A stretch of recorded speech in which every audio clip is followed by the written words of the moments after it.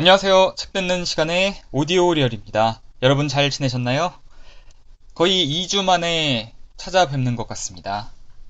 사실 지난주 정도에 방송을 하나 키려고 했었는데요. 날씨가 너무 더워서 조금 쉬는 바람에 이렇게 오랜만에 에피소드를 찍게 되었습니다.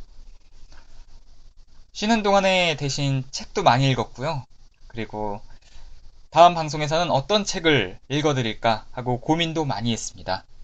그 고민을 거듭한 끝에 오늘 아주 재밌는 책을 또 한 권 집어들었습니다. 바로 우리나라의 김훈 작가가 쓴 단편 화장입니다. 2004년작이고요. 많은 분들이 아실 테지만 이 화장이라는 작품으로 김훈 작가는 2004년 이상문학상을 수상했습니다.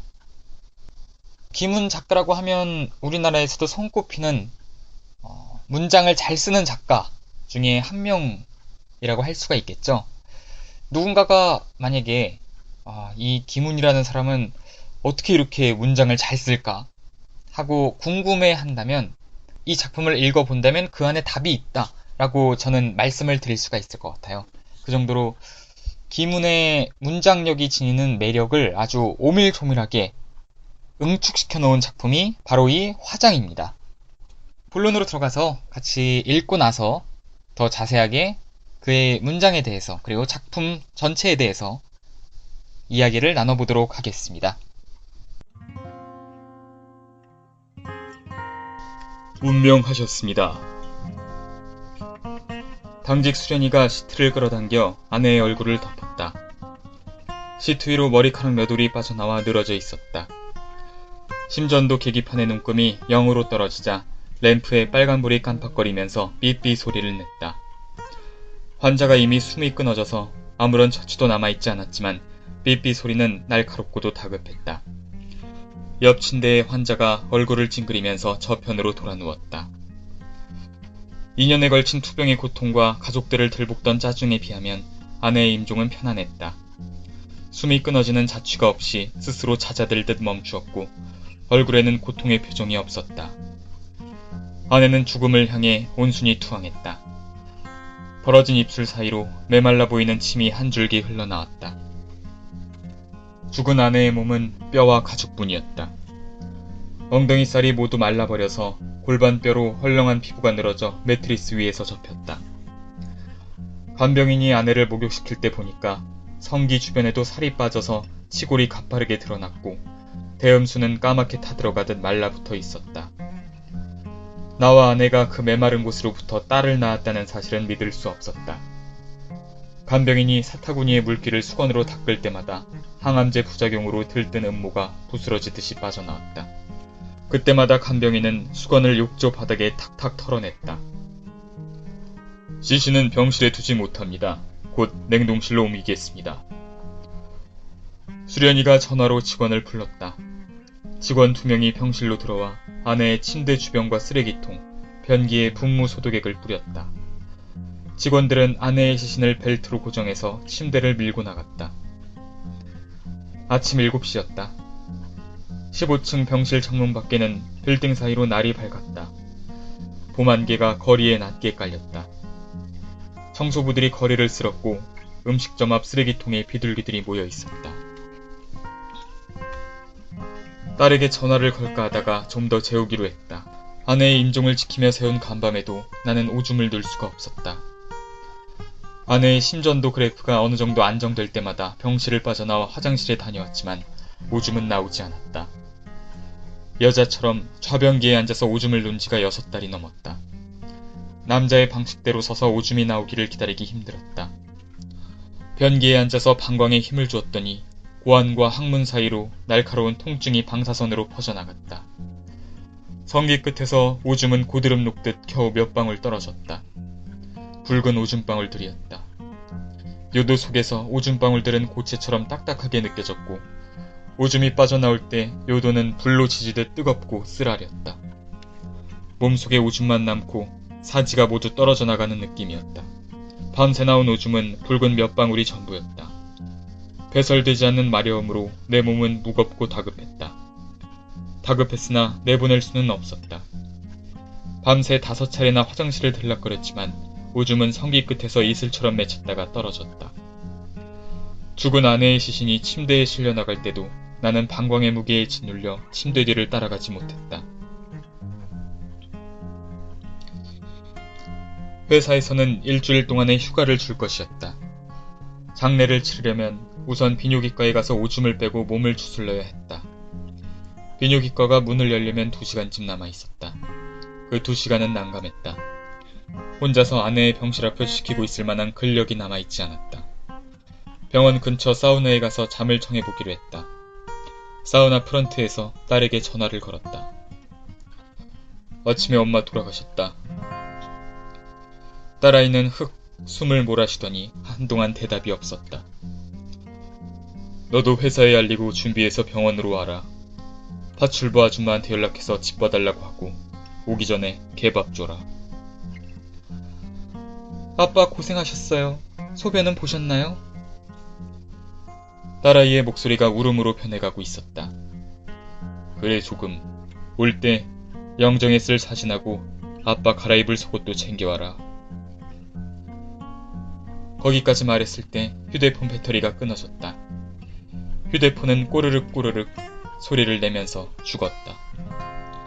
휴대폰이 죽자 나는 아내의 죽음이나 오늘부터 치러야 할 장례 절차와도 단절되는 것 같았다. 휴대폰이 죽는 소리는 사소했다. 새벽에 맥박이 0으로 떨어지면서 아내가 숨을 거둘 때도 심전도 계기판에서 그런 하찮은 소리가 났었다. 사우나 프런트에는 휴대폰 급속 충전기가 설치되어 있었다. 나는 종업원에게 충전을 부탁하고 탕 안으로 들어갔다. 밤을 새운 사내들 몇 명이 물속에 몸을 담그고 늘어져 있었다. 충전기에 물려놓은 휴대폰으로 전화가 걸려올 때마다 종업원이 탕 안으로 들어와서 사내들을 호명했고 벌거벗은 사내들은 고안을 덜렁거리며 탕 밖으로 불려나갔다. 뜨거운 물속에서 오줌에 찬 방광은 더욱 부풀어 오르는 듯했고 나는 내 몸속에 오줌에 빠져 허우적거리는 꼴이었다. 몸속으로 스미는 더운 증기가 오줌과 삼투되는 느낌이었다. 아내와 살아온 세월들, 잡지사 여기자인 젊은 아내가 벌어온 돈으로 대학원을 마치고 결혼해서 딸을 낳고 단칸 전셋방에서 시작해서 10억짜리 단독주택을 장만하고 재벌급 화장품 회사 말단 사원에서부터 상무로까지 승진한 세월들이 애초부터 존재하지 않았던 것처럼 종잡을 수 없이 사우나탕 증기 속에서 풀어졌다. 아내의 병은 뇌종양이었다. 발병 초기에는 편두통인 줄 알았다. 아내는 2년 동안 3번 수술을 받았다. 그때마다 증세는 더욱 악화되었다. 아내는 발작적인 두통을 호소하며 먹던 것을 뱉어냈고 시퍼런 위에까지 토해놓고 정신을 잃곤 했다. 아내의 수술을 집도한 의사는 내 대학 동기였다. 학번은 같았지만 전공이 달라 안면은 없었다. 아내가 병실에 누워있는 동안 그는 주치의 방으로 나를 불러서 뇌종양 판정을 내렸다. 그때 그는 설명했다. 뇌종양은 암의 계통이다. 인간의 두개골 안에서 발생할 수 있는 종양은 130여 종류다. 조직 내의 모든 신생물이 종양이다. 종양은 어떤 신체 조직 안에서도 발생할 수 있다. 종양이 발생하게 되는 환경과 조건은 알 수 없다. 종양은 생명 속에서만 발생하는 또 다른 생명이다.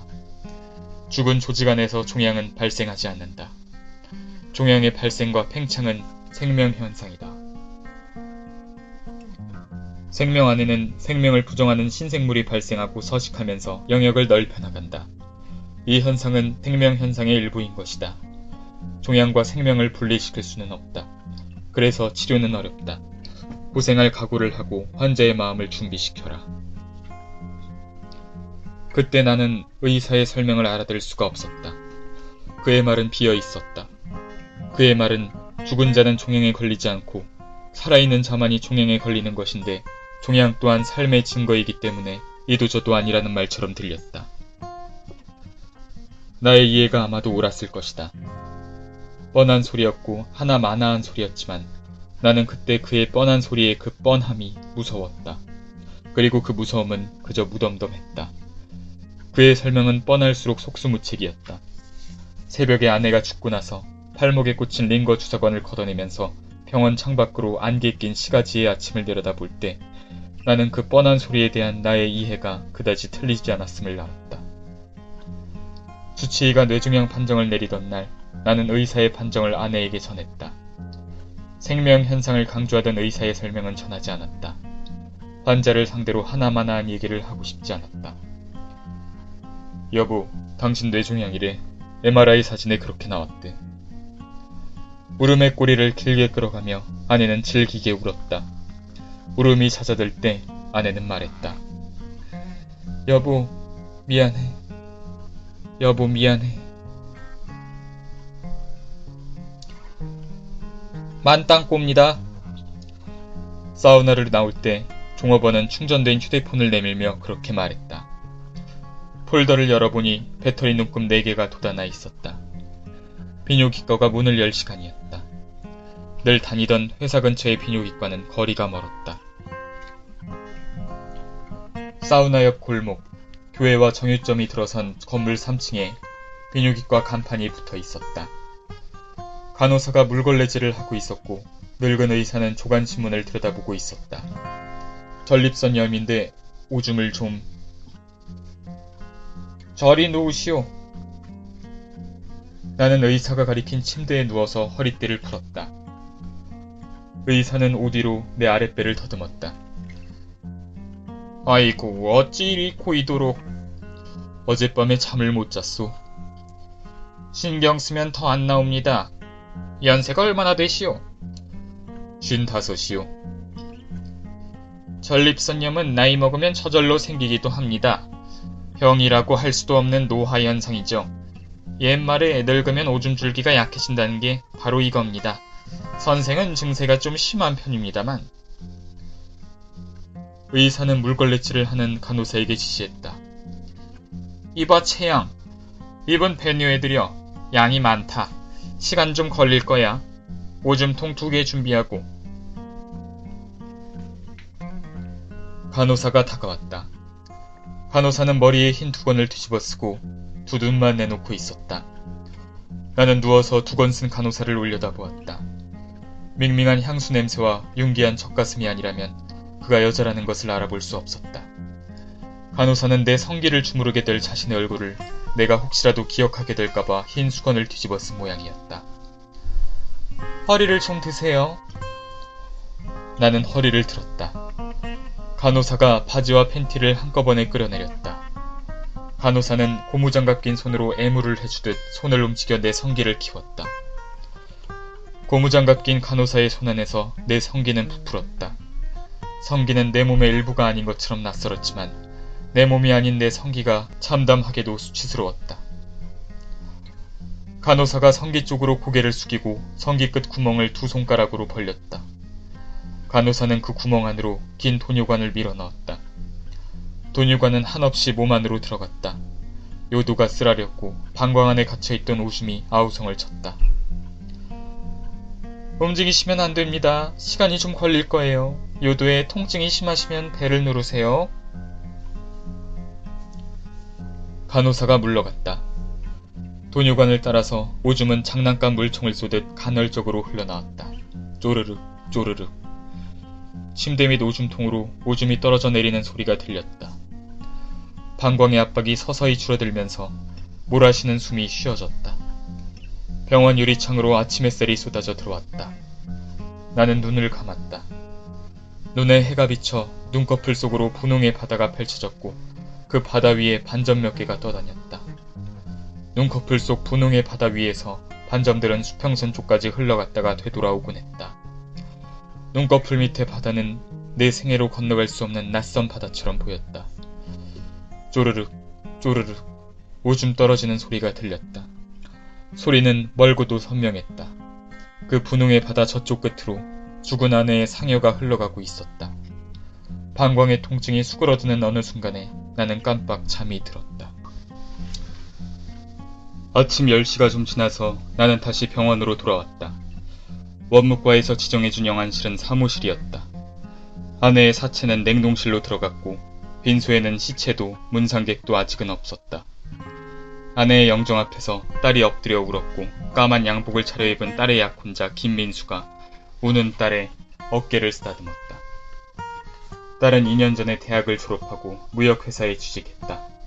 2달 후에 결혼해서 유학 가는 신랑과 함께 뉴욕으로 옮겨 살 계획이었다. 딸의 얼굴과 몸매는 죽은 아내를 빼다 박은 듯이 닮아 있었다. 눈이 동그랬고 귀가 작았고 볼이 도톰했다. 쓰러져서 우는 딸은 어깨의 둥근 곡선과 힘없어 보이는 잔등이까지도 죽은 아내를 닮아 있었다. 나는 영정 속의 아내의 얼굴과 쓰러져서 우는 딸의 얼굴을 번갈아 바라보았다.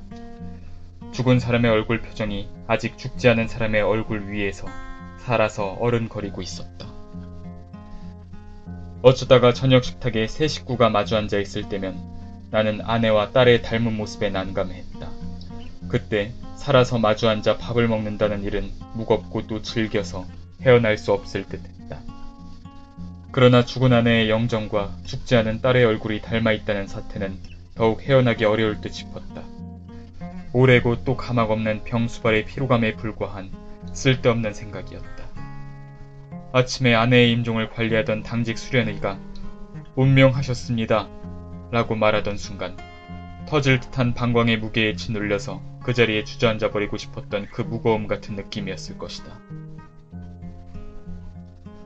문상객들은 저녁 7시가 지나서야 한둘씩 나타날 것이고 부산이나 광주에 사는 친척들은 다음 날에나 도착할 것이었다. 친척이라야 내 남동생 부부와 조카들 그리고 미혼으로 늙어가는 죽은 아내의 여동생이 전부였다. 친척들에게 초상을 알리는 일은 딸이 알아서 할 것이고 신문에 부음을 내거나 내 고등학교, 대학교 동창회, 학군단 전우회, 향후회, 거래은행 임원, 지역 대리점 사장, 감독 관청 공무원, 동종업계 임원, 광고매체 간부, 광고 제작 대행사, 광고 모델, 원료납품업체 사장, 용기 제작사 사장, 어음 할인 거래처, 미용 전문 잡지기자, 일간신문 미용 담당 기자들에게 알리는 일은 회사 비서실에서 오전 중에 처리할 것이었다. 장리용품과 상복, 육개장을 국물로 주는 접대용 식사와 음료수까지 모두 병원 영안실에 준비되어 있었고 영안실 직원은 진단서를 첨부해서 사망신고를 제출하는 일과 시립 화장장에 연락해서 화장 숭번을 받아내는 일을 맡아주었다. 운구용 버스를 예약하고 납골함을 구입하고 납골당의 자리를 교섭하는 일까지도 영안실 직원은 전화 몇 번으로 끝냈다. 아내의 죽음을 몸으로 감당해야 할 사람은 나였지만 아내의 장례 일정 속에서 나는 아무 할 일이 없었다. 빈소에 설치된 전화기가 울렸다. 병원 격리 직원이었다. 격리 직원은 고인의 명복을 빈다고 말하고 나서 아내가 죽기 전 일주일 동안의 치료비와 병실료를 납부해달라고 요구했다. 아내가 발병 후 병원비는 3천만 원쯤 들어갔다. 수술을 여러 번 했고 의료보험이 적용되지 않은 정밀 검사와 고액 처치가 많았다. 나와 딸이 병수발 하느라고 쓴 돈을 합치면 4천만 원쯤 들어간 셈이었다. 환자가 이미 죽었는데 살아있던 동안에 마지막 치료비를 내놓으라는 요구는 공정한 거래가 아닌 것도 같았지만 죽음은 죽은 자 그 자신의 사업일 뿐 병원이 거기에 대해서 책임을 질 수는 없는 것이었다. 나는 지갑에서 신용카드를 꺼내 딸의 약혼자 김민수에게 건네주고 격리 창구에 가서 계산을 하도록 시켰다. 마무리를 추스르는 동안의 긴 울음까지도 딸은 아내를 닮아 있었다. 딸이 내게 물었다. 새벽에 엄마 많이 아파하셨나요? 아니, 아주 고요했어. 난 네 어머니 숨 넘어가는 것도 몰랐다. 자는 줄 알았어. 그동안 그렇게 아파하시더니 라면서 딸은 또 울었다. 아내는 두통 발작이 도지면 머리카락을 쥐어뜯고 시퍼런 위에까지 토해냈다. 건불처럼 늘어져 있던 아내는 아직도 저런 힘이 남아있을까 싶기에 뼈만 남은 육신으로 몸부림을 치다가 실신했다. 실신하면 바로 똥을 쌌다. 항문 괄약근이 열려서 아내의 똥은 오랫동안 비실비실 흘러나왔다. 마스크를 쓴 간병인이 기저귀로 아내의 사타구니를 막았다. 아내의 똥은 멀건 액즙이었다. 김 조각과 미음 속의 나달과 달걀 흰자위까지도 소화되지 않은 채로 쏟아져 나왔다. 삭담한 배설물의 악취는 찌를 듯이 날카로웠다. 그 악취 속에서 아내가 매일 넘겨야 하는 5종류의 약들의 냄새가 섞여서 겉돌았다. 주로 액즙에 불과했던 그 배설물은 흘러나오자마자 바로 기저귀에 스몄고 양이래봐야 한 공기도 못 되었지만 똥냄새와 양냄새가 섞이지 않고 제가끔 날뛰었다. 개통이 없는 냄새였다. 아내가 똥을 흘릴 때마다 나는 병실 밖 복도로 나와 담배를 피웠다. 엄마, 이제는 안 아프지? 다 끝났지? 딸은 아내의 영정을 바라보며 혼잣말로 중얼거리면서 또 울먹였다. 숨이 끝나는 순간 아내의 몸속에 통증이 있었다 해도 이미 기진한 아내가 아픔을 느낄 수 없었고 아픔에 반응할 수 없었다면 아내의 마지막이 편안했는지 어땠는지는 알 수 없는 일이었다. 아내가 두통 발작으로 시트를 차내고 머리카락을 쥐어뜯을 때도 나는 아내의 고통을 알 수 없었다. 나는 다만 아내의 고통을 바라보는 나 자신의 고통만을 확인할 수 있었다. 밤새 뒤채는 아내의 병실 밖으로 겨울의 날들과 봄의 날들은 훤히 밝아왔고 병실을 지키는 날 아침에 나는 병원에서 회사로 출근했다. 뇌종양이 생명 현상의 일부라고 강조하던 주치의에게 아내의 고통과 나의 고통 사이의 상관관계에 대해 묻는다면 그는 뻔하고도 명석한 답변을 준비하고 있었을 것이었다. 생명현상은 그 개별적 생명체 내부의 현상이다. 생명은 뒤섞이지 않는다. 생명에서 생명으로 건너갈 수 없고 이 건너갈 수 없음은 생명현상이다라고. 김민수가 계산을 마치고 빈소로 돌아왔다. 김민수는 신용카드와 영수증을 나에게 내밀었다. 빈소 사용료까지 합쳐서 150만원이 나왔습니다. 아버님, 어젯밤에 못 주무셨을 텐데 좀 쉬시죠. 약혼 뒤부터 김민수는 나를 아버님이라고 불렀다. 듣기에 쑥스러웠으나 다른 호칭을 일러줄 수도 없었다. 문상객들이 몰려오기 시작할 저녁 7시 무렵까지는 긴 하루가 고스란히 남아있었다. 딸과 김민수를 데리고 사채도 문상객도 없는 빈 빈소를 지켜야 하는 일은 감당하기 어려웠다. 자꾸만 아내의 영정과 겹쳐지는 딸의 얼굴도 견디기 힘들었다. 너희는 집에 가서 엄마 물건 정리해놓고 7시께 오너라. 그전에는 할 일이 없을 거다. 엄마 옷을 골라서 양로원으로 보내라. 동사무소에 물어보면 마땅한 양로원을 소개해 줄 거야. 라면 박스에 넣어서 택배로 보내라. 나는 그렇게 딸과 김민수를 빈소에서 내보냈다. 빈소의 한 구석에는 작은 부속실이 딸려 있었다. 문상객이 없는 시간에 상주들이 틈틈이 눈을 붙일 수 있는 방이었다.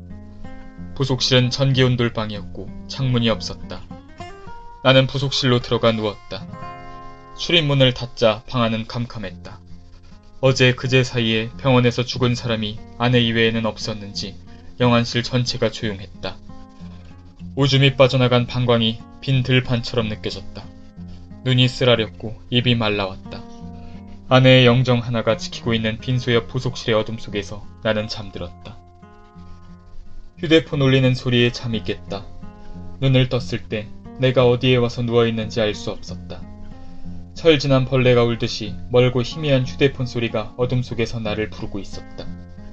그 희미한 소리가 아내의 죽음과 오늘 저녁부터 시작될 장례 일정과 내가 아내의 빈소에 누워있다는 사실을 일깨워 주었다. 바지 주머니에서 휴대폰을 꺼냈다. 사장이었다. 해소의 전 노인의 목소리는 메말랐다. 오 상무, 소식 들었네. 지금 어딨나? 병원 영안실 안에 있습니다. 이 박복한 사람아, 그 나이에 상처란 견디기 힘든 거야. 진작부터 각오했던 일입니다. 그동안 자네 정성이 유별나서 고인도 여한이 없을 걸세. 자네가 걱정이야. 회사의 기둥 아닌가. 저야 하던 일이 있으니 이럭저럭. 그 일 말인데 말이야. 여름 광고 전략은 자네가 끝까지 마무리해주기에 상중이라고 미뤄둘 수 없는 일 아닌가. 자네에게 면목 없지만 어쩔 수 없어. 전화로 보고받고 지시할 수 있겠지. 모레 중역회의에서 논의되겠죠. 그야 그렇지만 회사에서 나온 얘기 대충 들어보고 자네가 판단해서 밀어붙여주게. 늘 그래왔잖아. 컨셉이 어느 정도 좁혀졌으니까 얘기를 들어보고 결정하겠습니다. 고맙네. 난 오늘을 선약이 있고 내일 저녁 때 빈소에 들으겠네. 사장은 80 노인이었다. 무릎 관절염이 만성이었다. 사장실을 온돌로 꾸며놓고 여름에도 무릎에 담요를 덮고 있었다. 20평이 넘는 온돌방 한가운데 불상을 모셔놓고 늘 향을 피우고 있었다. 직원들은 사장실을 대웅전이라고 불렀다. 사장은 30대 초에 단신 월남해서 기초 화장품 3종류만으로 회사를 차렸다. 세상의 모든 감각들이 관능화되고 세분화되는 세월 동안에 사장의 회사는 번창했다. 지금은 기초 화장품 20여 종에 색조 화장품 30여 종을 생산하고 유통시키는 시장 점유율 1위의 회사로 성장했다. 기초 화장품은 클렌징 로션, 폼 클렌징, 스킨 로션, 밀크 로션, 메이크업 베이스, 자외선 차단용 선블록, 리퀴드 파운데이션, 콤팩트 파운데이션들이었고 색조 화장품은 립스틱, 립글로스, 아이섀도, 아이라이너, 마스카라, 블러셔, 매니큐어들이었다. 색조 화장품들이 다시 울트라 마린 블루나 쇼킹 핑크 또는 인디언 레드, 헌턴스 그린 같은 색이 계통별로 분류되면 출시되는 상품 종수는 훨씬 더 다양했다. 작년부터 사장은 화장품이 아니라 의약부의 품인 질세척제와 질방향제 연구사업에 개발비 50억을 투입하면서 임원진을 다그쳐왔다. 개발 중인 질세척제는 인체 적용 실험에서 많은 문제를 드러냈다. 세척 효과는 좋았으나 젤리 타입의 약물이 맨스의 찌꺼기와 부작용을 일으켜서 질 내부에 염증과 자결감을 일으켰다. 또 질소 깊숙이 투입된 약물이 오줌으로 완전히 씻겨내리 가지 않고 자궁 입구에서 악취나는 침전물로 변질되어 흘러나오는 경우가 있었다. 연구개발실은 원숭이 암컷 수십 마리로 적용 실험을 거듭했으나 그 실험 결과는 여성의 질 내부 온도와 분비물의 산성 농도에 따라 수많은 편차를 드러냈고 개발실은 시제품이 인체에 적용되는 과정에서 발생하는 생화학적 과정의 문제들을 해결하지 못하고 있었다. 중역회의 때 연구개발실장은 여성 생식기의 여러 부위들을 크게 확대한 해부학 사진들을 천연색 환등으로 보여주면서 인체 적용의 난점들을 설명했다. 연구개발실장은 수많은 질들의 개별성을 극복하기가 어렵다고 보고하면서 아마도 질 내부의 산성 정도를 서너 개 통으로 분류해 거기에 맞는 제품들을 별도로 생산해야 할 것 같다는 대안을 제시했다.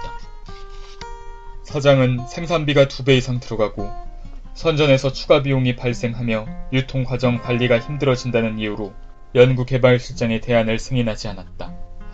질 방향제는 스프레이 타입이었다. 인체 적용에서 문제점은 드러나지 않았으나 생산 라인을 가동시키는 문제에 대해서 사장은 생각이 달랐다. 사장은 질 내부의 향기를 아무리 절묘하게 만들어 놓아도 그 향기가 질 밖으로 발산되는 휘발성 향기가 아니라면 수요는 극히 제한적일 수밖에 없으므로 수요를 창출해낼 수 있는 선전, 마케팅 전략을 확실히 수립한 다음 생산에 착수하라고 지시했다. 회의석상에서 중역들은 사장의 판단에 대해 일제히 침묵할 수밖에 없었다. 사장이기 때문이 아니라 그의 판단이 영업적으로 옳았기 때문이었다. 그때 사장은 질 내부의 여러 부위들을 보여주는 환등 화면을 볼펜으로 가리키며 저게 다 제각금이란 말이지. 제각금이라 하더라도 따로따로 맞게 만들어줄 수는 없지 않은가. 시장은 무진장인데 들어서기가 어렵구만 이라고 중얼거렸다. 회사의 직제는 상무인 내가 회사의 모든 업무를 관장하고 결제하기로 되어 있었으나 연구개발실의 신제품 개발 업무는 의사나 약사, 생리학, 양리학 교수들에게 용역 발주되어 있었다. 나는 보고를 듣고 영업적 판단을 할 뿐 연구 과정에 관여할 수는 없었다. 사장이 아내의 빈소를 지키는 나에게 전화를 걸어서 지시한 상황은 올여름 시장에 출시되는 제품 5종의 선전과 마케팅 전략을 기한 안내에 확정해서 집행에 착수하라는 것이었다. 작년 하반기부터 대리점들로부터 올라오는 판매대금 회수가 3달 이상씩 지연됐다. 지방 대리점에서 올라오는 결제대금은 전부가 어음이었는데 미수율이 10%였고 부도율은 3%였다. 지방 대리점들은 담합했다. 미수금 청산을 거절했고 마진폭 인상을 요구했다. 본사 기획팀을 내려보내 총 판장들을 구슬렸으나 성과는 없었다. 미수금 총액이 10억을 넘어서자 지방 총 판장들은 물건을 팔고도 일정 부분은 대금을 받을 수 없는 영업 현장의 애로를 본사가 인정해 줄 것을 요구했다. 본사는 미수금을 자꾸만 2월에 나갔지만 2월 된 미수금 액수는 단지 숫자일 뿐 수익은 아니었다. 작년 하반기 이후 회사의 유동자금은 극도로 경색되었고 금년 여름에는 단기성 개발비 동결로 시장에 내놓을 신제품이 없었다. 2년 전에 재고 처리했던 쇼킹 핑크 계통의 립스틱 3종과 울트라 마린 블루와 코발트 블루 계통의 마스카라 4종류와 여름용 선텐 크림을 라벨과 용기와 포장만 바꾸고 15억 원의 선전비를 투입해서 시장으로 떠밀어내는 것이 올여름의 영업 내용이었다. 건더기는 없고 껍데기뿐이었지만 이 업계에서 건더기와 껍데기가 구별되는 것도 아니었고 껍데기 속에 외려 시릭이 들어있는 경우는 흔히 있었다. 여름 시장에 내놓을 이 재고 상품 8가지 전체의 선전과 광고에 적용될 리딩 이미지와 문구를 결정하기 위한 회의는 부서별, 직급별로 5차례 열렸다. 그 회의에서 논의된 리딩 이미지의 문구는 여름에서 가을까지 여자의 내면 여행과 여름에 여자는 가벼워진다. 그렇게 2가지로 압축되어 중역회의에서 제출되었다. 장례 휴가가 계속되는 일주일 동안 그 둘 중에 하나를 리딩 이미지로 결정하고 거기에 따른 포스터와 영상 제작, 모델, 촬영기사, 디자이너를 교섭하는 일, 광고 매체를 확보하는 일과 전국 영업조직의 판매 전략을 시달하고 훈련시키는 일들을 해당 실무부서에 분담시켜야 했다.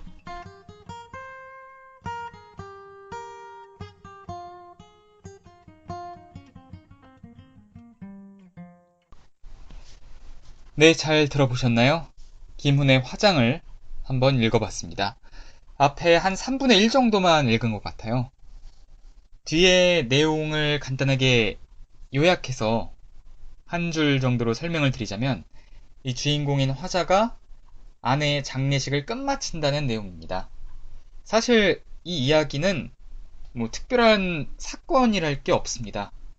아내가 죽었고 그 아내의 장례를 마친다는 아주 평범한 이야기인데 그럼에도 불구하고 이 작품이 독특해 보이는 이유는 화자가 바라보는 시각 때문입니다. 아주 집요하죠.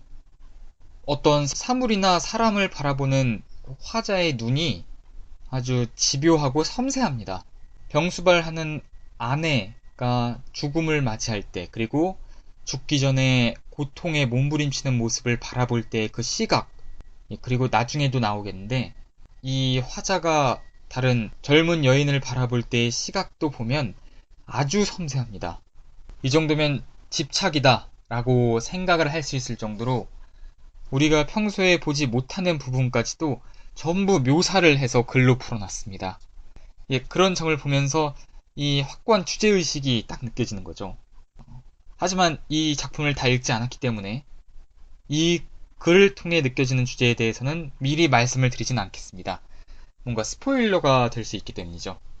이 김훈 작가의 문장에 대해서만 이야기를 해보자면 제가 앞서 말씀드린 것에 벌써 이미 다 나와 있습니다.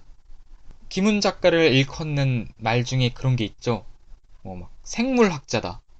그렇게 불릴 정도로 이 작가는 어떤 사물에 대해서 아주 치밀하게 구조 하나하나까지 묘사를 하는 그런 끈질김을 글로써 보이는 사람입니다. 아주 유명한 일본의 작가였던 미시마 유키오라는 사람이 그런 말을 했죠.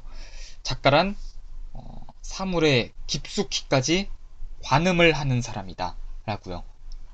김훈 작가의 경우에는 사물의 외관을 아주 깊숙이 바라보는 사람이다 이렇게 설명을 할 수 있을 것 같습니다.